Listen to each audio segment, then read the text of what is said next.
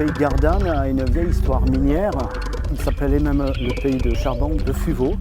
Ce charbon produit naturellement du méthane, le gaz qui est le grisou, rien d'autre que le grisou que les mineurs craignaient tant. On nous a parlé dès le début du fait que c'était du gaz de charbon et donc que c'était pas pareil, que c'était pas grave, que c'était pas important. On ne s'était pas arrêté là, donc on a cherché encore un peu plus et on a trouvé des documents qui prouvaient qu'on peut employer la technique de la fracturation. Il va y avoir des nuisances sur l'environnement. On tient à ce que toutes les décisions ministérielles ou légales qui sont à venir englobent aussi le gaz de charbon. C'est-à-dire qu'on parle plutôt de tous les gaz non conventionnels et qu'on ne fasse pas des petites séparations entre le gaz de schiste, les pétroles de schiste, le gaz de charbon, etc. Ce permis d'exploration, il a été donné en 2006.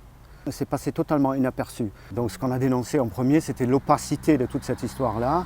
Donc on a dit, on va les informer et en même temps, on va leur demander de voter une motion qui réclame l'abrogation de ces recherches. Un certain nombre de communes, les unes après les autres, maintenant, au cours de leurs conseils municipaux, votent cette motion.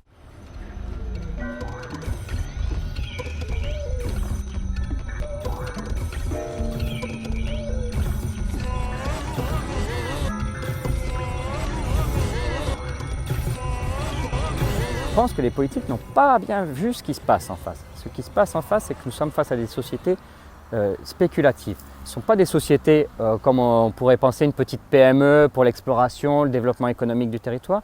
On est face à des grosses entreprises qui viennent spéculer. C'est-à-dire je crée une entreprise, une petite start-up, je montre mon savoir, je montre que j'ai des autorisations et après je vais taper à la porte des grosses majors, Total, Exxon ou autres, pour me faire racheter. Au niveau environnement, on sait très bien que ce système, ça va détruire une grande partie de l'environnement. Au niveau social, eh bien, on va déstructurer des territoires qui pourraient faire du tourisme, eh bien, ça ne sera plus possible.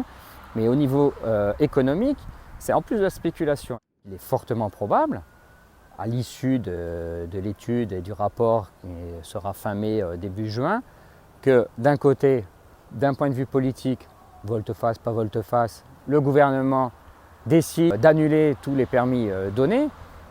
Mais ces entreprises, elles ont mis de l'argent sur la table et les 8 millions, ils vont se les récupérer avec des intérêts.